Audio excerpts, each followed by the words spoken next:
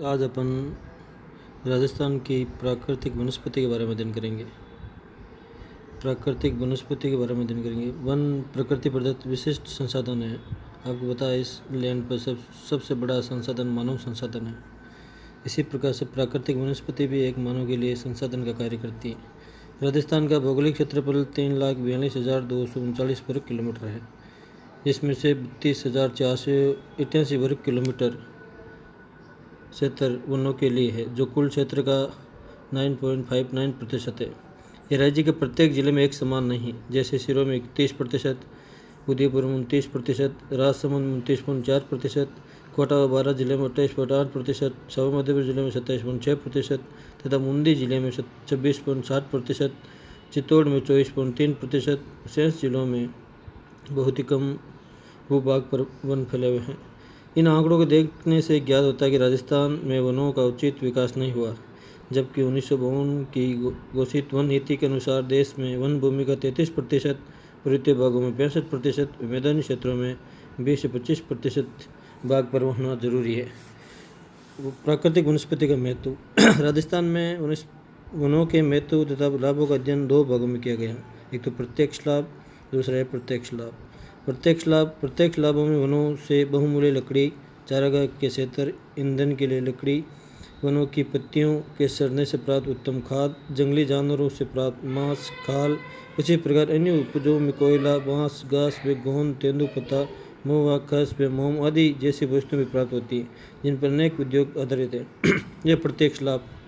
वायुमंडल में पर्याप्त आर्द्रता रहती है, वर्षा अत्यधिक मात्रा में प्राप्त होती है, भूमि में पर्याप्त नमी, उच्च जल स्तर, मृदा अपरदन पर रोक तथा बाढ़ों के नियंत्रण में वनस्पति का सर्वाधिक योगदान रहता है। वनों की प्राकृतिक छटा पर्यटकों को आकर्षित करती है। राजस्थान में माउंट आबू सघन प्राकृतिक वनस्पति के कारण ही आकर्षण का केंद्र बना हुआ है। वनस्पति सभ्यता और संस्कृति की प्रतीक रही है। अकालों पर रोक, मृतुल्य प्रसार में रुकावट या प्रदूषण नियंत्रण में भी प्राकृतिक वनस्पति का सर्वाधिक योगदान रहा। प्राकृतिक वनस्पति को प्रभावित करने वाले कारक। किसी भी भूभाग पर एक समान वनस्पति का न पाया जाना स्वाभाविक तथ्य है, क्योंकि वनस्पति को निर्धारित करने में अनेक कारक महत्वपूर्ण हैं, जिसमें से प्रमुख है जलवायु, क्लाइमेट। किसी भी स्थान की जलवायु वहाँ की वनस्पति के विकास हेतु उत्तरदायी है। प्राकृतिक वनस्पति पर वहाँ की वर्षा व तापमान का सर्वाधिक प्रभाव पड़ता है। प्रदेश में इन दोनों तत्वों को देखें तो पता चलता है कि राजस्थान शुष्क व अर्धशुष्क जलवायु में आता है। यहाँ के पश्चिम भाग पूर्णतः शुष्क व कम वर्षा वाला, अतः वहाँ पर शुष्क वनस्पति का फैलाव अधिक है। इसके विपरीत दक्षिण पूर्वी क्षेत्र में जहाँ वर्षा 100 सेंटीमीटर से अधिक वे जलवायु अर्धशुष्क आर्द्र वनस्पति पाई जाती है। इस प्रकार राजस्थान में प्राकृतिक वनस्पति पर वर्षा के प्रभाव को स्पष्ट देखा जा सकता है। दूसरा कारक प्राकृतिक कारक। मृदा व धरातल भी प्राकृतिक वनस्पति को प्रभावित करने वाली है। जिससे प्रदेश में उपजाऊ मृदा तथा अपेक्षाकृत समतल धरातल होंगे, वहाँ प्राकृतिक वनस्पति आसानी से पनपेगी। राजस्थान के पूर्व भाग में नदियों द्वारा बनाई मैदानी व पठारी क्षेत्र, जहाँ अनुकूल दशाओं ने क्षेत्र को प्राकृतिक वनस्पति दृढ़ व समृद्ध बनाने में सहायता प्रदान की, जबकि पश्चिमी क्षेत्र में बालू के टीले पाए जाते हैं, जो वनस्पति की दृष्टि से मुक्त रहते हैं। जैविक कारक।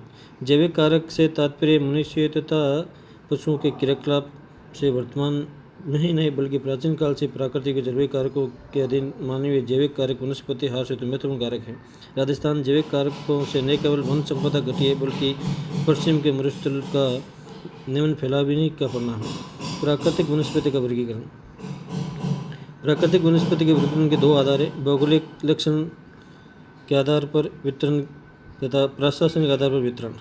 भौगोलिक लक्षण और वितरण प्रतिरूप के आधार पर वनों का प्रकार इस प्रकार से। शुष्क सागवान के वन। ये वन 75 से 110 सेंटीमीटर वर्षा वाले भागों में पाए जाते हैं।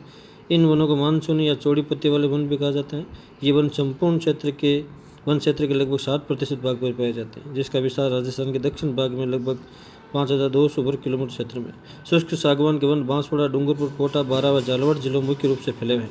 यहाँ का प्रतिनिधि वृक्ष सागवान मध्य प्रदेश के सागवान से निम्न कोटि का एवं कम ऊंचाई वाला वृक्ष है। यहाँ पर बरगद, आम, तेंदू, सारल, खैर आदि के वृक्ष भी पाए जाते हैं। मिश्रित पतझड़ वाले वन। जहाँ वर्षा 50 सेंटीमीटर के मध्य होती है, वहाँ ऐसे वन पाए जाते हैं। इन वनों में वर्ष भर एक बार पत्ते गिरा देते हैं। राजस्थान में पतझड़ का यह मौसम मार्च अप्रैल महीने में गर्मियों में शुरू होने से पहले आता है। इसका विस्तार विशेष सवाई माधोपुर, बूंदी, चित्तौड़गढ़, भरतपुर व अलवर जिलों में पाया जाता है। मिश्रित पतझड़ वाले वन राजस्थान के 27% भूभाग पर पाए जाते हैं, जो लगभग सर्वाधिक प्रतिशत वाला भाग है। अर्ध शुष्क सदाबहार वन, ये वन राज्य के अर्ध गर्म भागों में पाए जाते हैं। अर्ध शुष्क भागों में सदैव हरे भरे रहते हैं, इसलिए सदाबहार वन के नाम से भी जाना जाता है। इन वनों का विस्तार बहुत ही सीमित भाग आबू पर्वत क्षेत्र में पाया जाता है। यहाँ वृक्षों की संख्या अधिक है, यहाँ साल भर हरियाली बनी रहती है। ये वन पहाड़ियों के ऊंचाई वाले भागों में ही पाए जाते हैं, यहाँ जहाँ जलवायु अधिक ठंडी होती है। राजस्थान के कुल वन क्षेत्र का लगभग 0.4% भाग अर्ध शुष्क सदाबहार वन पाए जाते हैं, जो सबसे कम क्षेत्रफल में पाए जाने वाले वनस्पति। नदी तट वाले भाग राजस्थान राज्य नदियों में पर्याप्त जल की क्षमता में काफ़ी पीछे हैं, क्योंकि यहाँ की अधिकांश नदियाँ मौसमी नदियाँ जो वर्षा ऋतु में कभी कभी अच्छी वर्षा हो जाने के कारण बाढ़ आ जाती है, जिसके परिणाम स्वरूप नदी तट के आसपास वनस्पति का पनपना प्रारंभ हो जाता है। लगभग 2 किलोमीटर चौड़ी पट्टी में अनेक प्रकार के मानसून में कांटेदार वृक्ष व बड़ी झाड़ियाँ स्थानीय परिस्थितियों के अनुसार उग जाती हैं। अरावली के पूर्वी भाग में आम, नीम, पीपल, महुआ, अमलतास आदि, जबकि पश्चिमी राजस्थान में लूणी नदी के बेसिन में रोईड़ा, बबूल, खेर, खेजड़ा, आंवला अन्य प्रकार की झाड़ी के रूप में वनस्पति देखी जा सकती है। उष्णकटिबंधीय कांटेदार झाड़ी वाले वन, ये रेतीली भूमि, शुष्क जलवायु व 25 सेंटीमीटर से 30 सेंटीमीटर औसत वर्षा वाले क्षेत्र में इस प्रकार की वनस्पति का फैलाव देखा जाता है। इन वनों की प्रमुख विशेषता पौधे सूखे हुए झाड़ी युक्त होते हैं। प्रमुख वृक्ष खेजड़ा, बेर, कंटीले, बबूल, केर आदि, जिसकी लकड़ी से कोयला, गोंद, चमड़ा रंगने के लिए पदार्थ आदि प्राप्त किए जाते हैं। यह मुख्यतः जोधपुर, बीकानेर, सीकर, अजमेर और जयपुर आदि जिलों में पाए जाते हैं। शुष्क वन, ऐसे वनों का विस्तार औसतन 25 सेंटीमीटर से कम वर्षा वाले क्षेत्रों में या वेस्टर्न राजस्थान में अधिकांश देखा जा सकता है। राज्य में इसका विस्तार मुख्यतः बीकानेर, चूरू, जैसलमेर, बाड़मेर, पश्चिमी जोधपुर जिलों में पाया जाता है। इन वनों में पेड़ बहुत छोटे आकार के होते हैं। शुष्क जलवायु में पेड़ों खेजड़ा, रोईड़ा, बेर, थोर आदि के वृक्ष तथा झाड़ियाँ पाई जाती है। प्रशासनिक आधार पर वर्गीकरण, वर्तमान समय वनों को राजकीय वन, सामुदायिक वन आदि के रूप में वर्गीकृत किया गया। परंपरागत वर्गीकरण आधार पर राज्य के वनों को 3 प्रशासनिक वर्गों में बांटा गया। रक्षित वन, ये वन पूर्णतः सरकारी नियंत्रण में, जिसमें कुछ नियमों के साथ लकड़ी काटने, पशु चराने की अनुमति दी जाती है। ये वन लगभग 15,492 वर्ग किलोमीटर क्षेत्र में फैले हुए हैं, जो राज्य के कुल वनों के 42% भूभाग पर हैं।